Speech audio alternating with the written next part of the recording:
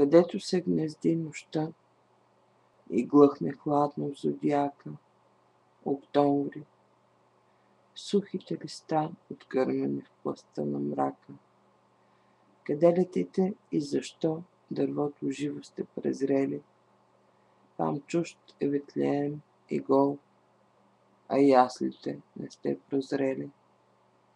За вас потомството, уви, е блян.